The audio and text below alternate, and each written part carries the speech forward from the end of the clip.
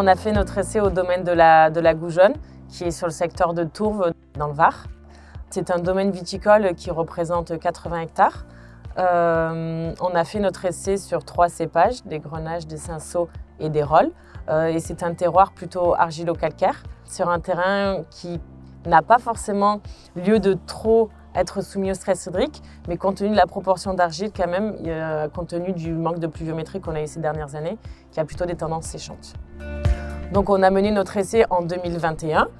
D'habitude, en fait, sur le secteur ici, c'est qu'on a beaucoup de pluie en fait, sur la période automne-hiver, ce qui permet de recharger bien la réservitude du sol. Et après, en fait, on a beaucoup moins de pluie durant toute la saison.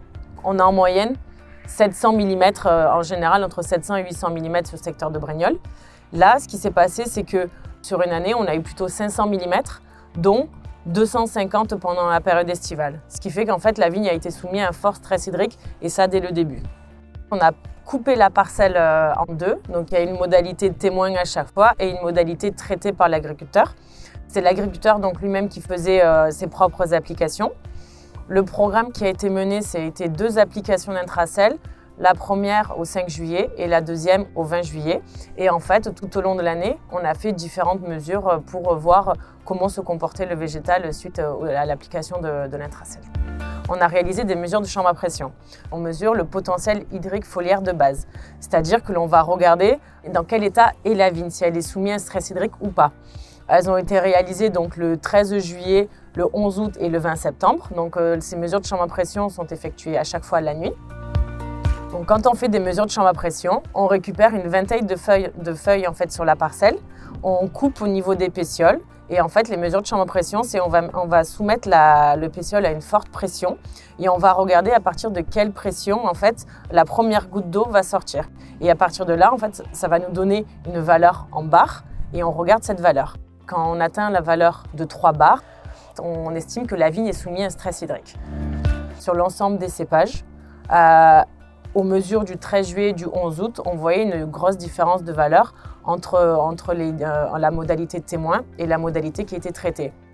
Le 13 juillet, entre la partie traitée et la partie non traitée, on avait moins 20% au niveau du potentiel hydrique foliaire de base sur la partie qui était traitée. Et sur la mesure en août, on avait moins 27% sur la partie qui était traitée également. On a également fait une estimation des vendanges. Pour cela, on a compté sur 30 cep le nombre de grappes qu'il y avait. Et dans une deuxième partie, on a ramassé une grappe par souche sur 50 cep. Par contre, en effet, à ce moment-là et à la veille des vendanges, la vigne n'était pas soumise à un stress hydrique, mais on a quand même eu un impact à la fois au niveau qualitatif et au niveau quantitatif. On explique cela par le fait que pendant la période estivale, la vigne a tout simplement été moins stressée. On a également fait les mesures d'estimation de rendement.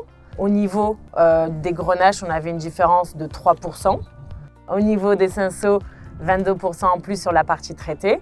Et sur les rolles, 14% en plus. En plus de cet aspect quantitatif, on a eu également un impact qualitatif. C'est-à-dire que quand on est venu nous faire les mesures de vendange, on a vu la différence au niveau quali. C'est-à-dire que comme on a eu une pluie en fait, de 60 mm, par la partie qui a été traitée, on a observé plus de développement de botrytis, de pourriture acide et des baies qui avaient éclaté. Alors que sur la partie qui avait été traitée, il y a eu beaucoup moins d'impact de la pluie, donc on a eu un potentiel qualitatif qui était plus intéressant. Compte tenu de la problématique du stress hydrique qui est présente de façon générale sur le vignoble arc méditerranéen, oui, je recommande l'utilisation d'intracell. C'est évident qu'il est mieux de faire des applications de glycine bétaïne tout au long de la saison.